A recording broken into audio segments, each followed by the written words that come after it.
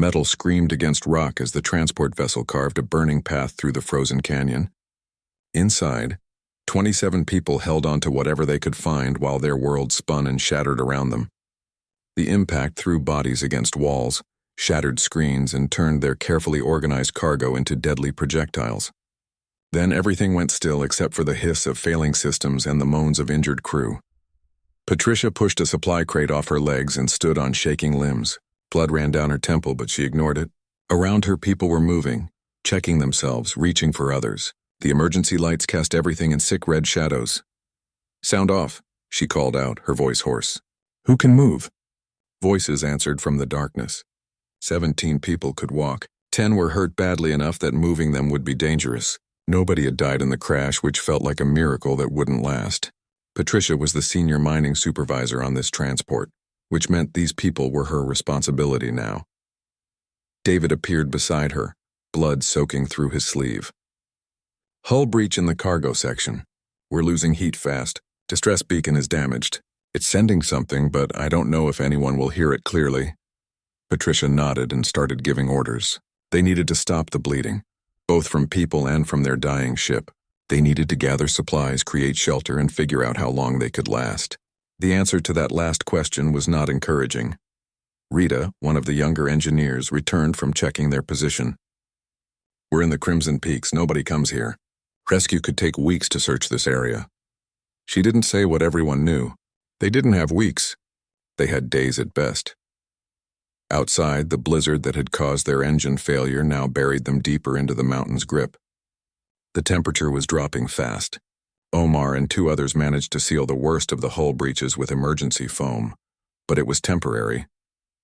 Everything was temporary now. By the second hour, they had created a plan. The healthy would care for the wounded. They would ration everything: food, water, medicine, warmth. Nobody argued about fairness. Nobody hoarded. Patricia watched as people gave their extra blankets to those who were shivering worse. She saw Rita wrap her last thermal pack around an older miner named Lucas, then sit down next to him, arms wrapped around herself against the cold. "You need that more than me," Lucas protested weakly. "I'm younger. I generate more heat," Rita lied, her teeth already chattering. This happened again and again. David shared his water ration with a woman who was running a fever. Omar gave his emergency food pack to the 3 youngest crew members. When Patricia told them to keep something for themselves, they just shook their heads. Taking care of each other was not up for debate. Night fell and the cold became brutal. They huddled together in the least damaged section of the transport, sharing body heat. Someone started singing an old Earth song, something about going home. Others joined in. Their voices were weak and off-key, but they sang anyway, because silence would mean admitting defeat. Patricia did the math in her head and hated every number. Their beacon might not reach anyone for days. The cold would kill the injured first, probably by tomorrow night. Then hunger and dehydration would take the rest. A week maximum before the last person died. She kept these calculations to herself. Far above them, perched on a cliff that overlooked the crash site, something watched. Kira had lived in these mountains for 30 years. Ever since she decided that dragon society with all its posturing and violence was not worth her time. She was old by most species standards, having seen 2 full centuries pass. She had watched empires rise and collapse. She had fought in wars that killed millions. She had earned 17 formal titles of honor through combat. Then one day she realized she was tired of it all and left. Dragons were supposed to be conquerors. They were supposed to gather power and territory and lesser beings to command. Kira had done all of that and found it empty, so she chose isolation instead. The Crimson Peaks were harsh enough that nobody bothered her here. She hunted, she read the ancient texts she had collected, and she existed without purpose or connection. It was peaceful. It was lonely. She told herself the trade was worth it. She had heard the transport go down that afternoon, had watched it carve fire across her sky and slam into the canyon. Her first instinct was to ignore it. Crashes happened. Weak species died on this world all the time. It was the natural order. The strong survived and the weak perished, and interfering with that balance only created problems. But something made her fly closer after dark. Curiosity, perhaps, or boredom. She told herself she would just look and then return home. What she saw confused her. The humans should have been fighting over resources. The healthy should have abandoned the wounded to save themselves. That was logical. That was how survival worked. Instead, they were doing the opposite. They were giving away their supplies. They were singing together in the face of death. They were choosing certain doom for themselves to give others a few more hours of life. Kira watched a young human female give her last thermal blanket to an older male, then sit shivering beside him. This made no sense. The female had more years ahead of her. She should prioritize her own survival. Instead, she smiled at the old man and told him a story to distract him from his pain. A dragon would never do this. No species Kira knew would do this. It was inefficient and illogical and completely irrational. She should leave. This was not her concern. These humans would die whether she watched or not. Their kindness to each other while puzzling changed nothing about their situation, but Kira did not leave. She settled onto her cliff and continued watching, trying to understand what she was seeing. Below, the humans huddled closer as the temperature dropped further. They were still singing, their voices growing weaker but not stopping. Dawn would bring new dangers.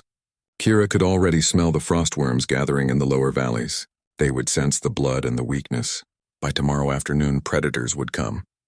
The humans probably knew this too, but they sang anyway. Kira pulled her wings tight against her body and told herself she would observe one more day. Just to understand this strange behavior. Just to see how long their irrational compassion would last before survival instinct finally took over. She did not admit, even to herself, that something about their singing had reached through 30 years of isolation and touched something she thought she had buried forever. She did not admit that watching them care for each other made her ancient chest ache with a feeling she had no name for. Below, the humans sang of home and hope while their transport slowly froze around them. Above, a dragon watched and wondered why their certain death bothered her so much. The long night continued, and neither the watchers nor the watched knew that dawn would change everything. First light brought no warmth to the frozen canyon. Patricia woke from a sleep that was more like brief unconsciousness to find frost coating the inside of their shelter. 3 of the injured had stopped breathing during the night. She checked each one carefully, hoping she was wrong, but cold skin and still chests confirmed what she feared. They wrapped the bodies in salvaged fabric and moved them outside with quiet reverence. Nobody cried. There was no water to spare for tears. The survivors shared what little food remained. Half rations now because the math had changed with 3 fewer mouths. Lucas, the old miner who Rita had given her thermal pack to, tried to refuse his portion. Rita forced it into his hands. "You eat it or I throw it in the snow," she said with mock sternness. Lucas smiled weakly and ate. Patricia noticed that Rita's lips were turning blue. The girl had given away too much of her own warmth and was paying for it now.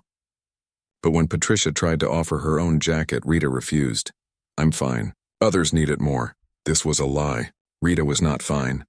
But she was human, which meant she would sacrifice herself before admitting she needed help. Patricia was beginning to understand that this might be both their species' greatest strength and their fatal flaw. By mid-morning, the situation became worse. David, who had climbed to higher ground to try to improve the beacon signal, came sliding back down with urgent news. Frost worms. A whole pack. They're about 2 hours away and heading this direction. Everyone knew what that meant. Frost worms were the apex predators of the Crimson Peaks. They were 3 times the size of a man, with jaws that could crush steel and a pack-hunting intelligence that made them terrifying. The survivors had improvised weapons, a few tools that could serve as clubs or spears, but against a dozen worms they would last maybe minutes. "We could run," Omar suggested without conviction. They all knew half their people couldn't walk, let alone run. "We fight," Patricia said. "We make them work for it." David stepped forward. "Or someone leads them away. One person running might draw the pack. The rest could hide, stay quiet. Maybe the worms would follow the runner and miss the group." Everyone understood what he was suggesting. It was a suicide mission. The runner would die, but the others might survive a few hours longer. "Maybe long enough for rescue." "I'll go," David said. "I'm the fastest." "You're also the only one who knows how to repair the beacon," Patricia countered. "We need you here." 3 others volunteered immediately. They argued about who would be the most logical sacrifice, discussing their own deaths with calm practicality. This was also very human. They could face horror without flinching as long as they were protecting someone else. Finally, David won the argument through simple determination. He would leave in an hour, head east to draw the pack away. Everyone knew he would not come back. They spent the next hour saying goodbye. Rita hugged him tightly. "You're the bravest person I know," Lucas shook his hand. "Thank you for giving us time." One by one, they embraced him. They told him what he meant to them. They wept openly now because this was worth the water. David accepted their love with quiet grace, made a few jokes to ease the tension, then checked his improvised weapons one final time. "Tell my sister I was thinking of her," he said to Patricia. "Tell her yourself when rescue comes," Patricia replied, though they both knew better. David nodded, turned toward the east, and began to run. He made it 50 meters before the world exploded with fire. Kira had watched the dawn with growing agitation. She had told herself she would leave, return to her dwelling, forget about these strange humans and their incomprehensible behavior. She had told herself this repeatedly. She had not moved. When she saw the frost worm pack converging on the crash site, she felt something close to anger. The humans were already dying. This was just cruelty now. Nature could be cruel, she knew this, but she did not have to watch it. She was about to leave, to fly away and let nature take its course, when she saw one human separate from the group. She watched him say goodbye to the others. She saw them embrace him with desperate affection. She understood immediately what was happening. He was going to die so the others could live a few hours longer. It was still inefficient, still illogical. The pack would probably find the main group anyway. His sacrifice would mean nothing in the end, but he ran anyway. And they let him because they loved him. Something in Kira's chest, something she thought had died centuries ago, suddenly blazed back to life. She was moving before she made a conscious decision, her wings carrying her off the cliff with explosive force. The human male was running hard, already exhausted when Kira hit the ground between him and the approaching worm pack. The impact shattered rock and sent up a plume of snow and debris. The human fell backward in shock. The worm skidded to a halt, suddenly confronted with something much larger and more dangerous than expected. Kira had not unleashed her fire in 3 decades. She had almost forgotten the savage joy of it. The flames poured from her throat in a torrent that turned the frozen canyon into a blast furnace. Worms shrieked and fled. 2 were too slow and died thrashing in the inferno. The rest scattered into the mountains, their pack broken, their confidence destroyed. Silence fell, broken only by crackling flames and the rasping breath of one terrified human. Kira turned to look at him. David stared back at her, eyes wide with terror and confusion. "Dragon," he whispered. Kira knew what came next. Humans feared dragons. They should fear dragons. Her kind had burned worlds and enslaved species. The stories were all true. This human would run or beg or attack in desperation. She had seen it all before. David did none of these things. Instead, he slowly stood up, brushed snow from his clothes, and spoke in a shaking voice. "Thank you." Kira blinked. In 200 years, no one had thanked her for violence. Violence was expected from dragons. It was not something that earned gratitude. "You saved my life," David continued. "You saved all of us. Thank you." Other humans were approaching now, moving carefully but without the blind panic Kira expected. The one called Patricia came to the front. She was older than the others, with gray in her hair and scars on her hands. She looked at Kira with something that might have been fear but also might have been hope. "Please," Patricia said quietly. "We're dying. Can you help us?" Kira could have said no. Should have said no. She had just broken 30 years of isolation. She had interfered with the natural order. She had revealed herself to humans who would certainly report her location to others. She had created complications she did not need. But she remembered watching them give away their supplies to each other, remembered hearing them sing in the darkness, remembered seeing them embrace a man who was about to die for them. She remembered most of all the simple thank you from someone who owed her nothing. "I will help you survive," Kira said in standard language, her voice rough from disuse. "Gather your wounded. There is a cave system nearby with warmth. I will take you there." The humans stared at her in shock. Dragons did not help. Everyone knew this. Dragons conquered or destroyed or ignored, but they never helped. Patricia recovered first. "We have 10 who cannot walk." "I will carry them," Kira said. She did not understand her own decision. Did not know why she was choosing their survival over her isolation. Did not recognize this feeling growing in her ancient heart. But she knew with sudden certainty that she could not watch them die. Not after seeing what they were willing to do for each other. If they could be kind in the face of death, then maybe she could be kind too. Just this once. Just for them. David approached slowly and extended his hand in the human gesture of greeting. Kira lowered her massive head and let him touch her scaled snout. His hand was warm against her cold scales. "My name is David, that's Patricia. We're miners from New Riverside Colony." "What's your name?" "Kira," she answered, and felt something shift in the universe with that simple exchange. She had not spoken her name to another being in 3 decades. "Well, Kira," David said with a tired smile, "you just became the most popular dragon in human space." Kira did not understand what he meant, but she would in time. For now she had work to do. She had 27 humans to keep alive, and she found, to her surprise, that she very much wanted to succeed. The cave system wound deep into the mountain, ancient tunnels carved by water and time. Geothermal vents filled the deeper chambers with breathable warmth. Kira led the way, her scales scraping against stone walls while the humans followed with their wounded. It took 3 trips to move everyone. Kira carried the injured with surprising gentleness, her massive claws cradling fragile human bodies as if they were made of glass. By evening they were settled in a large central chamber where warmth rose from cracks in the floor. The temperature was survivable now. Kira built up the heat further with careful bursts of flame, warming the rocks until they radiated comfort. The humans spread out bedding, tended wounds with their remaining supplies, and for the first time since the crash, relaxed slightly. They were not safe, but they were no longer dying quite so quickly. Patricia organized teams. Some would inventory supplies and ration what remained. Others would tend the injured. A few would explore the cave system for water and edible fungi. Everyone had a purpose. Kira watched this efficiency with approval. Humans might be individually weak, but they organized well. "You should rest," Kira told Patricia. "You have not slept properly since the crash." "Neither have you," Patricia countered. This was true. Kira had not slept, but dragons could go weeks without rest. Humans could not. Still, Patricia refused to stop until every task was delegated and every person settled.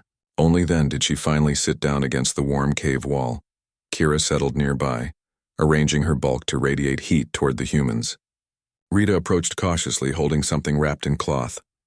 "We wanted to share our evening meal with you," Rita said. "It's not much, but you're part of our group now." She unwrapped the cloth to reveal a small portion of dried meat and some kind of grain bar. It was barely enough to feed 1 human, let alone a dragon who weighed several tons. "I do not need human food," Kira said gently. "I will hunt for myself later." "It's not about need," Rita explained. "It's about family. We share meals. That's what we do, family." The word was foreign to Kira in this context. Dragons had bloodlines and alliances, but not this thing humans called family. She accepted the small offering anyway, consuming it in 1 bite. It tasted of almost nothing to her massive palate. But Rita's smile suggested she had done the right thing. "Thank you for sharing," Kira said formally. "Thank you for everything else," Rita replied. Omar approached next, his engineer's mind full of questions. "How did you know about these caves? Do you live in the mountains? Are there other dragons nearby? What brought you to this region?" Kira found herself answering. She told them about choosing isolation, about growing tired of dragon society's endless power struggles. She described her dwelling higher up in the peaks, her collection of books salvaged from a dozen worlds, her quiet existence studying philosophy and watching centuries pass. "Sounds lonely," David observed. "It was peaceful," Kira corrected. "Peaceful and lonely can be the same thing," Lucas said quietly. The old miner was sitting up now, looking better after warmth and rest. "I lived alone for 5 years after my wife passed. Lots of peace, lots of silence. Nearly killed me before I figured out I needed people around." Kira wanted to argue but found she could not. The past 30 years had been peaceful. They had also been empty in ways she had not wanted to acknowledge. As darkness filled the cave entrance, the humans shared stories. They talked about their families back home, about children and partners and parents who were probably sick with worry. They talked about their work in the mines, the pride they took in their skilled labor. They shared hopes for the future, dreams of what they would do when rescued. "I'm going to hug my daughter for about 10 hours straight," Rita said. "Then I'm going to eat real food. Then more hugging." I'm going to apologize to my brother, David added. We had a stupid fight before I left. It doesn't matter anymore. Nothing matters except telling people you love them. One by one they shared, and Kira listened. She had lived through empires and wars, had met thousands of beings, but she had never simply sat and listened to ordinary people talk about ordinary dreams. It was more moving than she expected. What about you, Kira? Patricia asked. What will you do when we're rescued? Kira had not considered this. Return to my dwelling, I suppose. Resume my studies. You should visit us sometime, Rita suggested. New Riverside Colony isn't fancy, but we'd love to show you around. Dragons do not visit human colonies, Kira said automatically.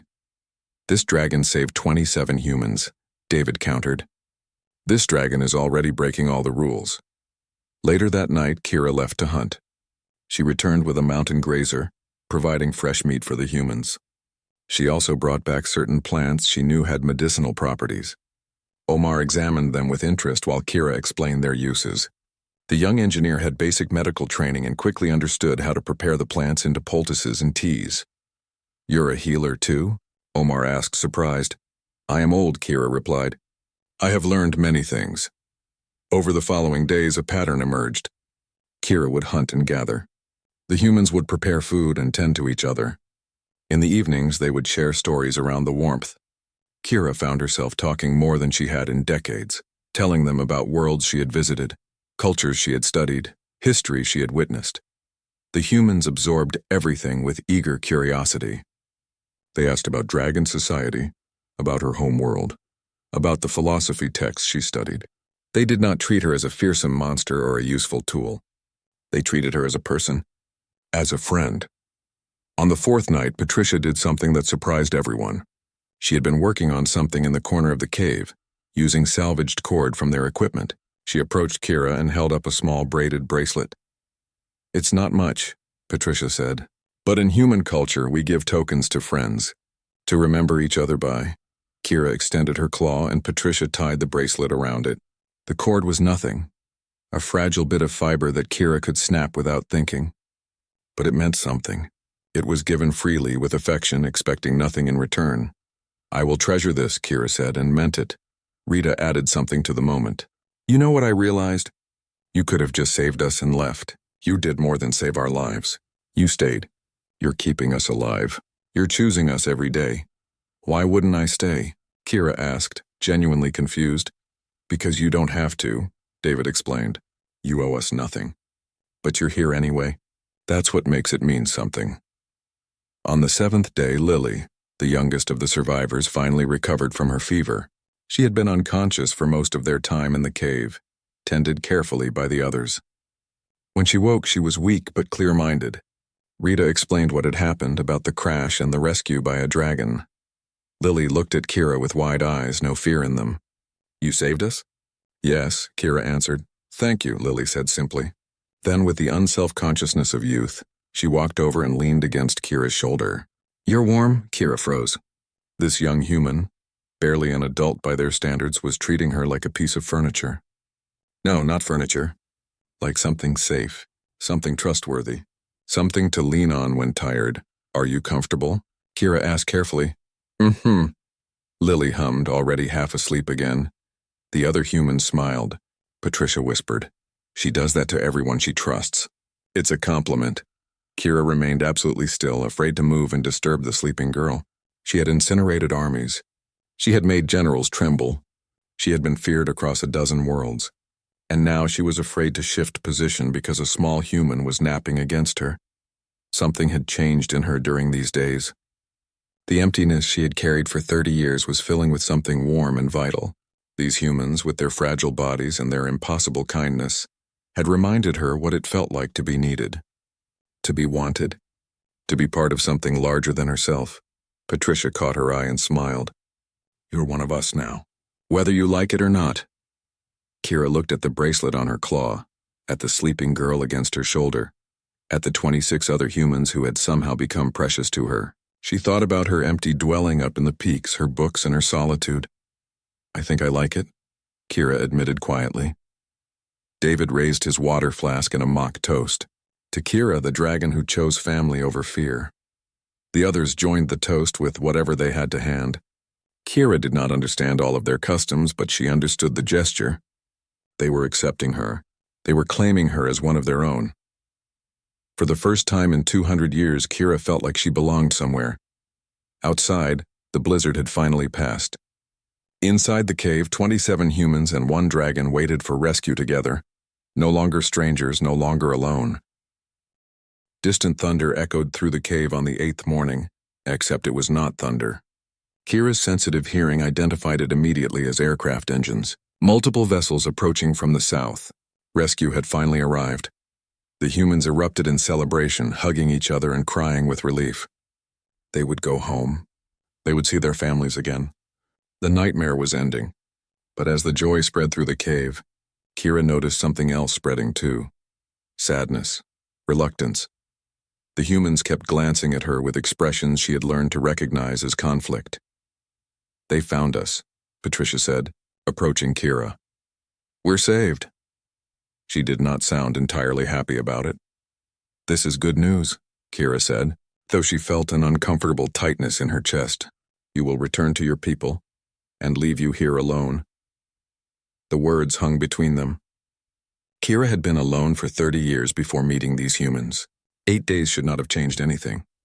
But they had changed everything, and now the thought of returning to her empty dwelling felt unbearable. "I will be fine," Kira said, because that was what she was supposed to say. "Will you?" Rita asked quietly. She had come up beside Patricia. "Because we won't be." David gathered the survivors together while Kira used her fire to create a signal marker visible from the air. Within an hour, 3 rescue ships descended into the canyon, their spotlights cutting through the morning mist. Ramps lowered and uniformed humans emerged, followed by medical teams with stretchers and equipment. The rescue commander, a stern woman named Captain Reynolds, approached the cave entrance with a security detail. She stopped dead when she saw Kira. "Dragon," Reynolds said flatly, her hand moving to her weapon. "Friendly dragon," David called out quickly. "She saved us. All of us." The security team fanned out anyway, weapons not quite pointed at Kira but ready. Reynolds' eyes narrowed with suspicion. Dragons were not friendly. This was known. This was documented. Dragons were threats to be managed or avoided, not trusted. "Ma'am, with respect, that creature could kill everyone here in seconds," one security officer said. "That creature is named Kira, and she's the reason we're alive," Patricia snapped, moving between the security team and Kira. "Lower your weapons or you'll have to go through us first." The other survivors moved to join her, forming a human barrier. They were exhausted, injured, barely able to stand, but they stood anyway. Between their savior and the weapons pointed her way. Reynolds studied the scene with sharp intelligence. She had expected to find desperate survivors grateful for rescue. Instead, she found people defending a dragon with their bodies. This changed calculations. "Stand down," Reynolds ordered her team. To Patricia, she said, "Explain." So Patricia did. She told the story of the crash, the frost worms, Kira's intervention. She described the cave, the care, the days of survival. David added details about Kira hunting for them. Rita showed the medical poultices Kira had taught them to make. Lucas explained how Kira had carried him gently when he could not walk. One by one, all 27 survivors vouched for the dragon. They described not just her actions, but her character, her kindness, her patience with their questions, her choice to stay when she could have left. "She didn't just save our lives," Lily said quietly. "She became our friend." Reynolds listened to all of it, her expression unreadable. "Unprecedented," she finally said. "Dragon-human cooperation is not documented in any recent history." "Then we just made history," David replied. The medical teams began assessing the survivors, preparing them for transport. The injured were loaded onto stretchers. Equipment was gathered. Supplies were inventoried. The efficient chaos of a rescue operation filled the cave. Through it all, the survivors kept looking back at Kira. Rita was cleared for transport but refused to board until she could say goodbye. She approached Kira with tears streaming down her face. "I don't want to leave you. You must go home to your daughter," Kira said gently. "She needs her mother. Will I see you again?" Kira did not know how to answer. Dragon and human worlds rarely intersected. The Scaled Council would not approve of continued contact. Her choice to help these humans was already a violation of unspoken rules, but looking at Rita's hopeful face, she could not bring herself to say no. Perhaps, Kira offered. Rita threw her arms around Kira's neck, pressing her face against warm scales. Thank you for everything. Thank you for showing us that not all legends are true, that sometimes the monster is really the hero. Others came forward for their goodbyes. Omar shook her claw formally, thanking her for the education in mountain survival. Lucas hugged her as best he could around her massive leg. David pressed something into her claw, a small metal compass. It was my father's, David said. He was an explorer. This compass guided him through 100 dangerous places. Now I want you to have it, so you always find your way to good things. Kira clutched the compass carefully. This is precious to you. So are you, David said simply. Patricia was last. The older woman approached slowly, as if walking to something difficult. She reached up and placed both hands on Kira's snout, looking directly into one large golden eye.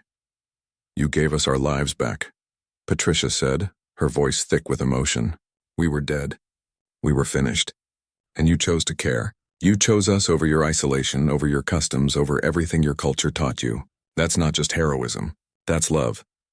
I do not understand love as humans do, Kira admitted. Yes, you do, Patricia said with certainty.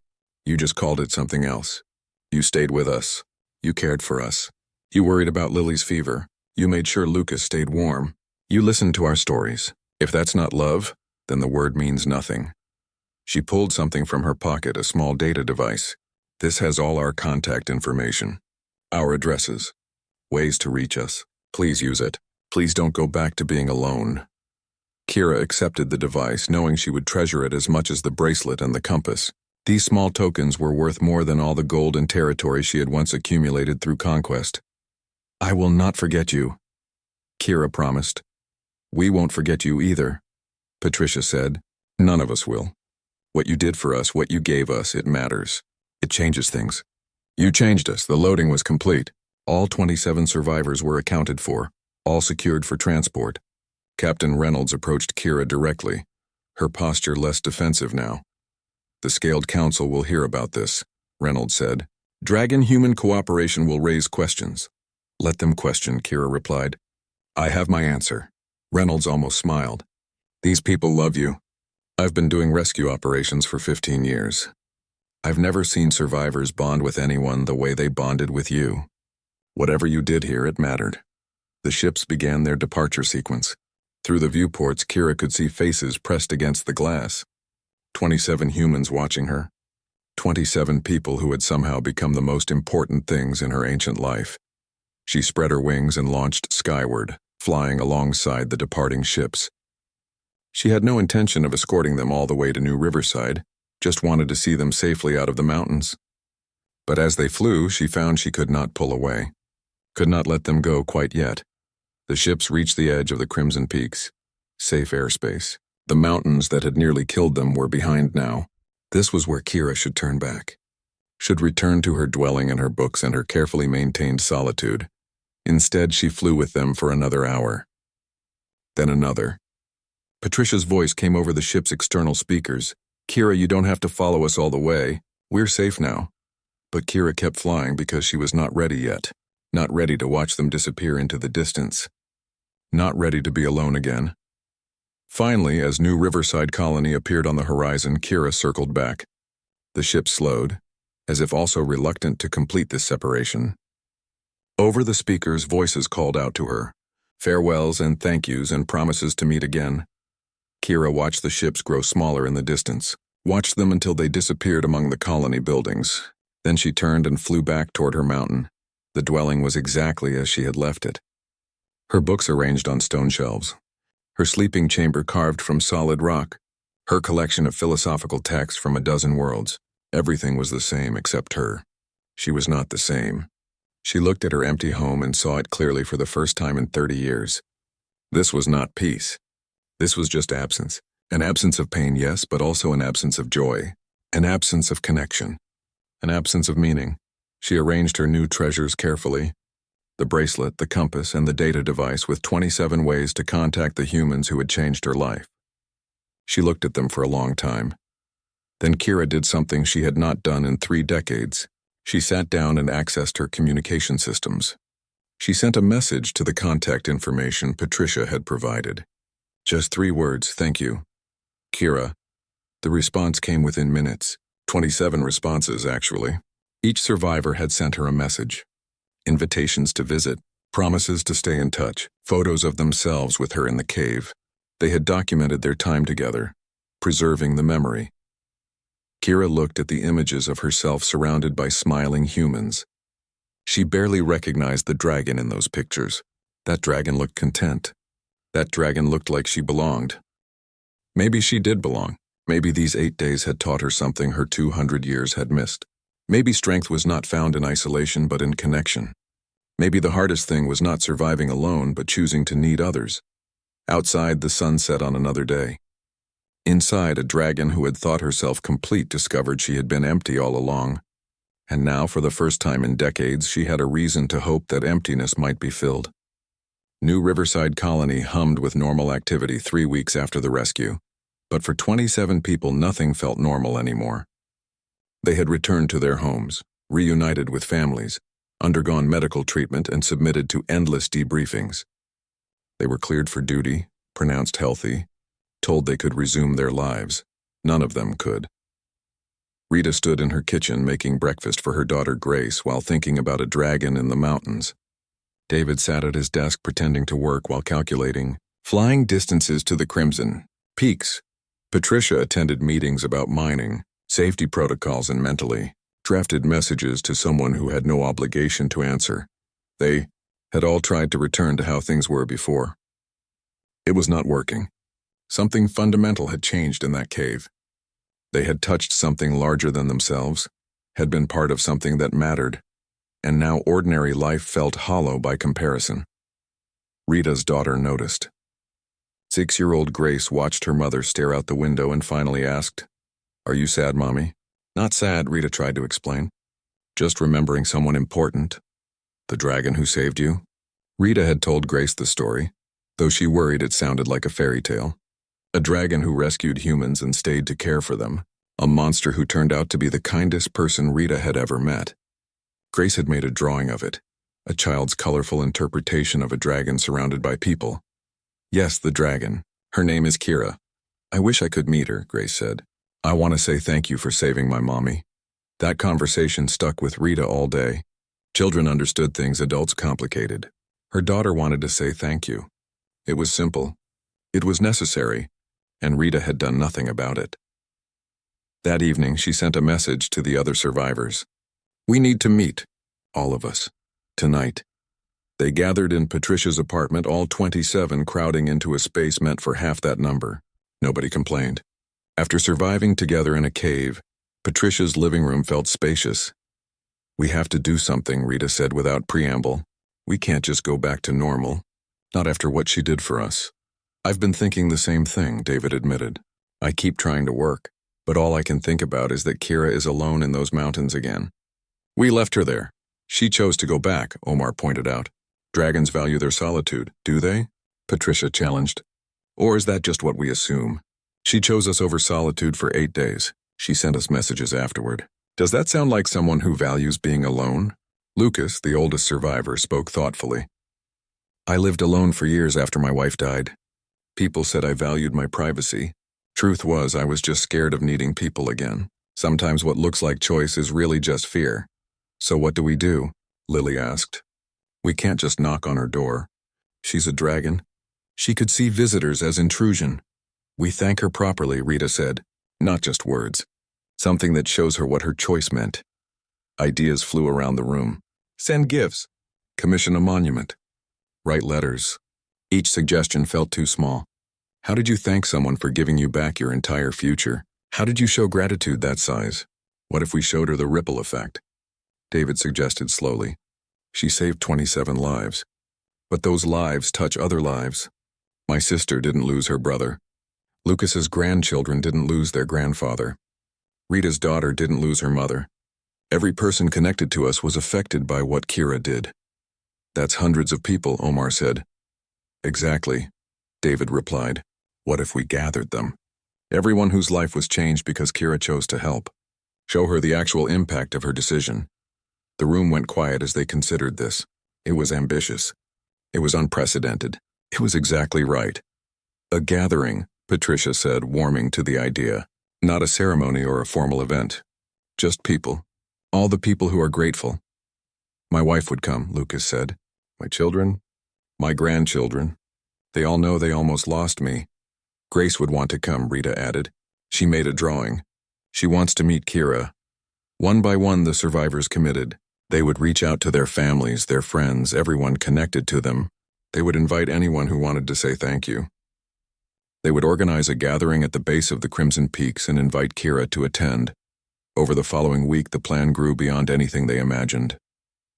Rita contacted her daughter's school, and the teacher asked if her class could come.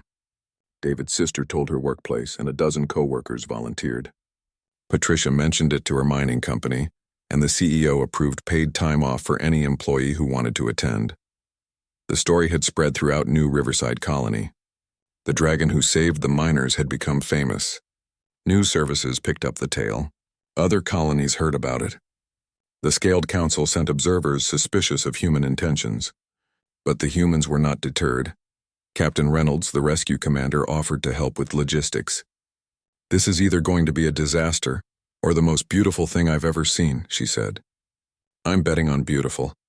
They sent a message to Kira explaining the plan. We want to show you what 27 lives means. Will you meet with us at the base of the mountains? Kira's response came after 2 days.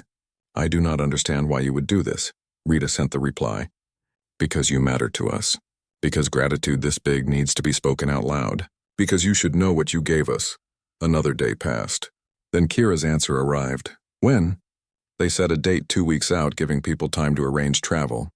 Patricia established a staging area at the edge of the Crimson Peaks where aircraft could land. They organized supplies, portable shelters, and communication equipment. This was not a military operation or a political statement. It was just people wanting to say thank you. The response shocked everyone. Families confirmed attendance in waves, then friends of families, then colleagues and neighbors. People who had no direct connection but were moved by the story. Humans from neighboring settlements asked if they could come. A few non-human species sent delegations, curious about this display of gratitude. By the week before the gathering, they had confirmed over 2,000 attendees. By 3 days before, it was 4,000. The night before, the count reached 5,300. This is impossible, Omar said, staring at the numbers. We can't coordinate this many people. We don't have to coordinate them, Patricia replied. We just have to welcome them. The rest will organize itself. Rita worked with Grace on her drawing, improving it until it was suitable for presentation. David practiced what he would say, then threw away his notes and decided to speak from the heart. Lucas invited his entire extended family, 3 generations who wanted to meet the dragon who saved their patriarch. The night before the gathering, Patricia stood on her balcony looking toward the mountains. Somewhere up there, Kira was probably debating whether to come, probably scared, probably convinced this was a mistake. Patricia sent one final message. Kira, you don't have to be brave tomorrow. You just have to be present. We'll handle the rest. 27 people love you. Come see how many others are grateful. Dawn came with clear skies. Ships began arriving before sunrise, people eager to secure spots. The staging area filled with humans and their families. Children ran between tents. Adults shared stories. Someone started playing music. Food appeared as people shared what they brought. By mid-morning, over 5,000 people filled the valley below the Crimson Peaks. They brought banners painted with messages of thanks. They brought gifts ranging from simple drawings to elaborate carvings. They brought themselves, which was the most important gift. Patricia stood at the front with the original 27 survivors, looking at the impossible crowd. News drones circled overhead, documenting everything.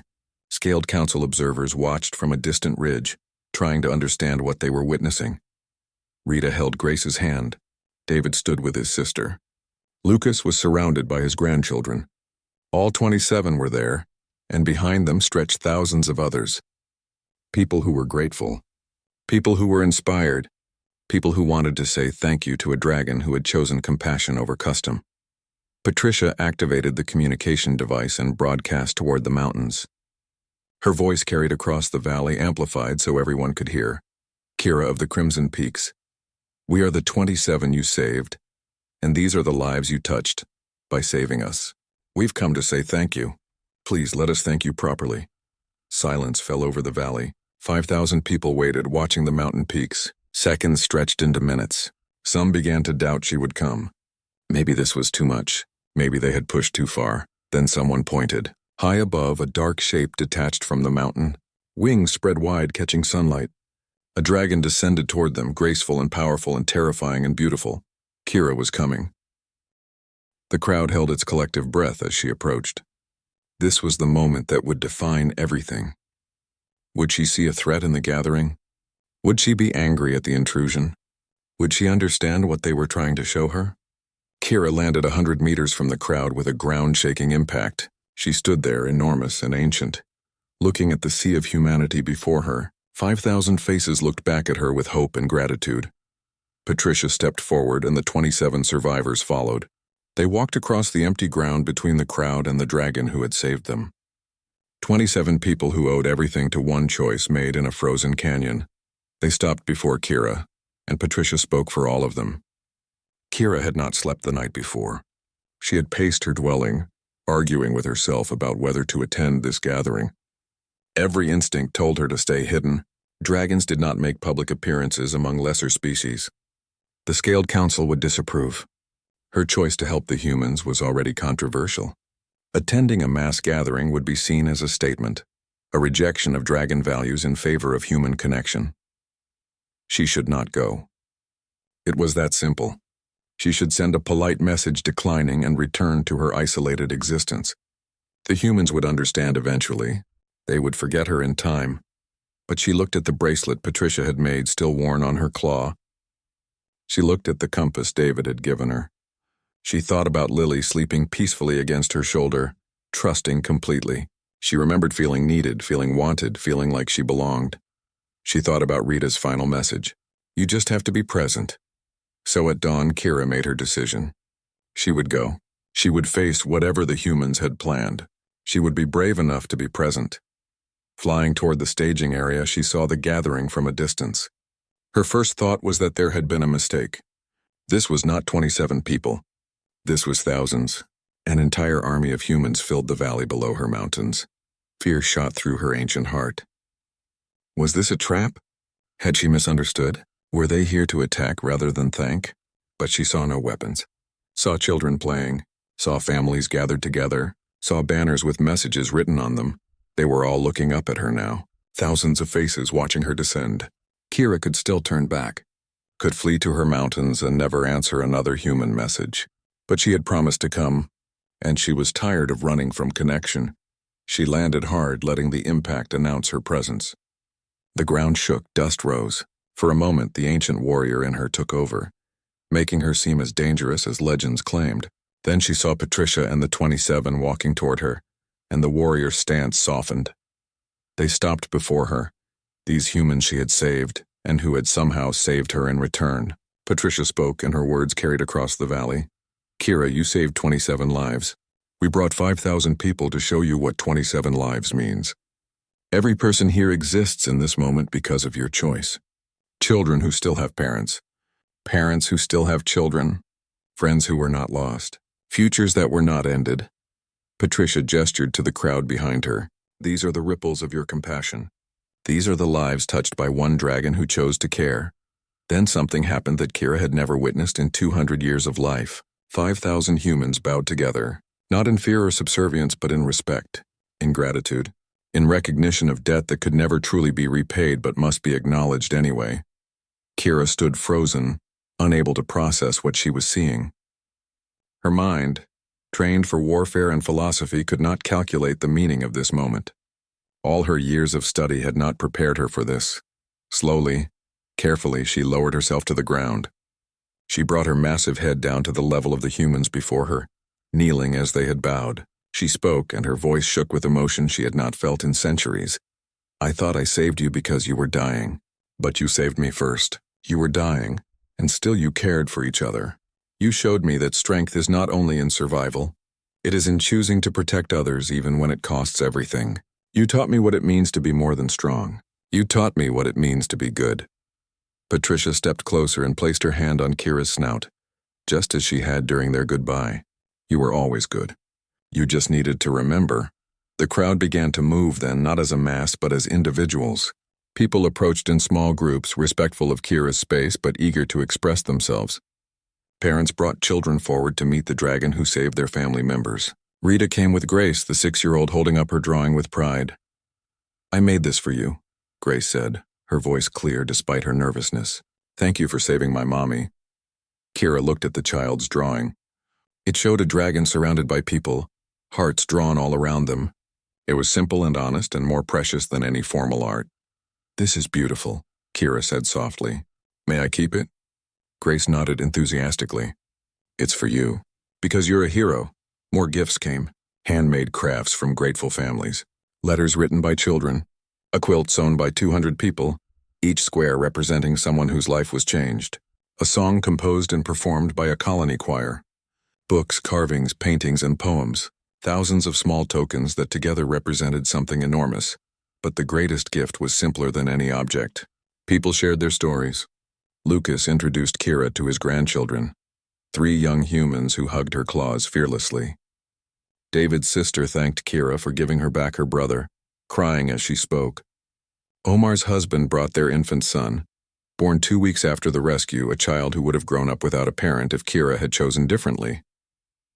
His name is Adrian, Omar's husband said. But we call him our miracle, because you gave us one. One after another they came, each with their own story, each with their own gratitude. Kira listened to every word, met every person, accepted every gift with genuine appreciation. Hours passed. The sun climbed high, then began its descent. Still they came, patient and persistent in their need to express thanks. Observers from the Scaled Council watched with growing confusion. This was not dragon behavior. This was not how the powerful interacted with the weak. Dragons took tribute, not gratitude. They accepted fear, not love. What was happening in this valley violated every principle of dragon society. Yet it was happening. And Kira, legendary warrior of the Scaled Council, decorated veteran of a dozen wars, was kneeling before humans and listening to their stories with tears in her ancient eyes. As evening approached, the formal presentations ended. What followed was more organic. Music started from somewhere in the crowd. People began to dance. Food was shared. Children played around Kira's feet, their fear completely gone. She had become not a legendary dragon, but simply Kira, friend to 27 miners and now to thousands more. Patricia climbed onto a boulder so everyone could see her. She raised her hands for attention and the crowd quieted. We came here today to say thank you, Patricia called out. But I think we need to say something else too. Kira, you've been invited to visit New Riverside Colony whenever you want. We're making that official now. You have honorary citizenship. You have a place in our community. You have a home with us if you ever want it. The crowd erupted in cheers. Kira looked at the sea of happy faces, at the banners and gifts, at the children waving to her. She looked at the 27 survivors who stood closest, her original family. She thought about her empty dwelling in the mountains. I do not know how to be part of a community, Kira admitted. I have been alone for so long. So have a lot of us, Lucas said. But that's what community is for. Teaching each other how to not be alone, Rita added. You don't have to decide today. Just know the invitation is real. Whenever you're ready, we're here.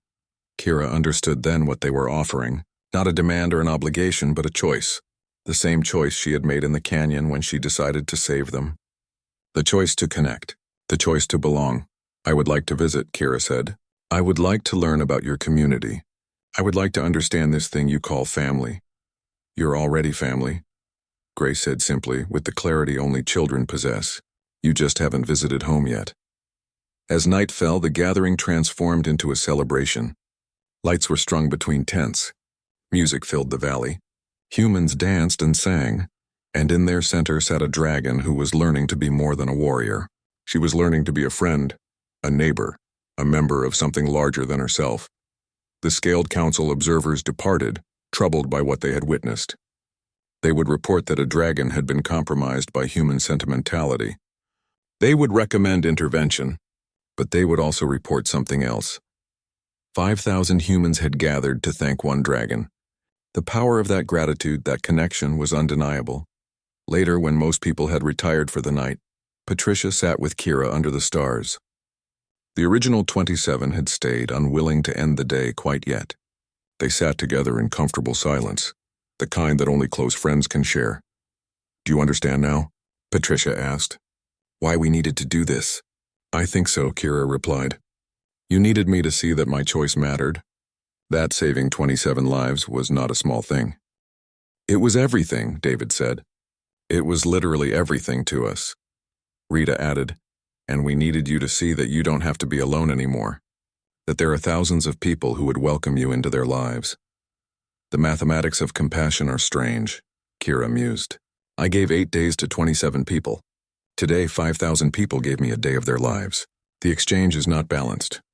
"Love isn't about balance," Lucas said. "It's about multiplication.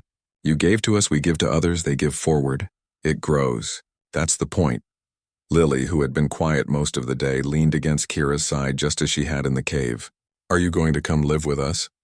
"I do not know yet," Kira answered honestly. "I'm still learning how to be among people.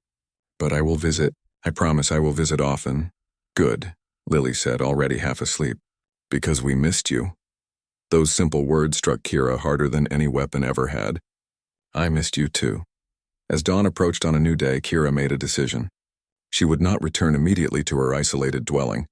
She would fly with the transport ships back to New Riverside Colony. She would accept their invitation to visit. She would take the first step toward a different kind of life. The departure began at sunrise. Ships lifted off carrying thousands of grateful people back to their homes, but Kira did not fly alone to her mountains. She flew alongside the convoy, escorting them as she had after the rescue. This time, though, she did not turn back at the edge of the peaks. She followed them all the way to New Riverside. She landed in the colony's central square while people emerged from buildings to stare in wonder. Children pointed. Adults whispered. A dragon had come to visit, peacefully, willingly, because she had been invited. Patricia showed Kira around the colony. The mines where the survivors worked, the school where Grace learned, the community center where people gathered. Kira saw a human settlement not as a temporary intrusion on her world, but as a home built by people who cared for each other. "You could have a place here," Patricia said. "We could build you a dwelling. Nothing fancy, just a space that's yours." "I already have a dwelling in the mountains," Kira said. "You have a hiding place in the mountains," Patricia corrected gently. "I'm offering you a home." Kira looked at the colony, at the people waving to her, at the children who had already lost their fear. She looked at Grace running toward them with a new drawing to show. She looked at the 26 other survivors scattered throughout the colony, all of them part of the community. She thought about her empty cave and her books and her 30 years of peace that had really been loneliness. She thought about what Omar's husband had said, about miracles. Maybe she had been given one too. Maybe these humans, with their impossible compassion and their stubborn insistence on connection, were her miracle. "I would like that," Kira said. "I would like a home here." Patricia smiled, tears in her eyes. "Welcome home, Kira."